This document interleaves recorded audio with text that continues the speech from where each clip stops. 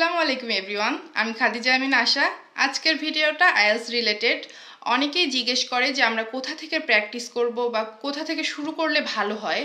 তো যারা একদম বিগিনার একা একা প্র্যাকটিস করতে চাচ্ছেন, তো আমার সাজেশন থাকবে ফার্স্টে ইজি থেকে শুরু করতে। আর ইজি আমার দেখা মতে হলো এই যে মাইন্ডসেট বইটা, এখানে কিন্তু অনেক ইজি করে দেওয়া আছে। এখান থেকে ফার্স্টে প্র্যাকটিস করে তারপরে হলো এই বইগুলোতে যাবেন। এখানে আমি তো যখন করেছিলাম 18 পর্যন্ত ছিল, এখন মনে হয় বেড়েছে 20 পর্যন্ত গিয়েছে।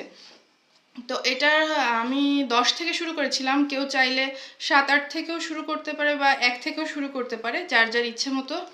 নিজের স্কিল বাড়ানোর জন্য যত বেশি প্র্যাকটিস হবে তত বেশি স্কিল বাড়বে। তো ফার্স্টে মাইন্ডসেট, তারপরে এটার যে 18টা 20টা আছে সেটা করার পর যদি মনে হয় যে আমার আরও প্র্যাকটিস দরকার, সেক্ষেত্রে এটা অফিসিয়াল, যেটা একাডেমিকের পরে হলো অফিসিয়াল।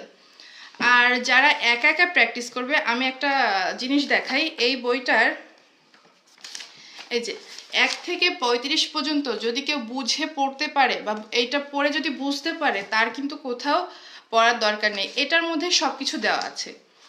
তো এটা সাজেশন থাকবে যে এটা ফার্স্ট থেকে একটু ভালো করে মন দিয়ে পড়লে কিন্তু অনেক কিছু জানা যাবে।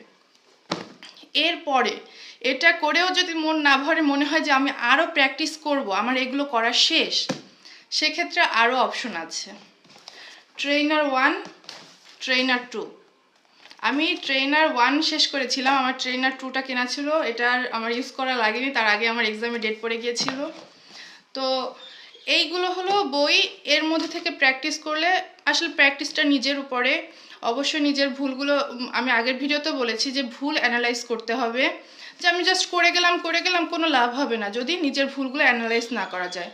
আর অবশ্যই মন দিয়ে করতে হবে। আজকে করলাম আবার 2 দিন পর করলাম না, এভাবে না। প্রতিদিন একটা নিয়ম মাফিক প্র্যাকটিস করতে হবে, তাহলে অল্প সময়ে ভালো প্রিপারেশন নেওয়া সম্ভব হবে। আজকের মতো এই পর্যন্তই। আল্লাহ হাফিজ।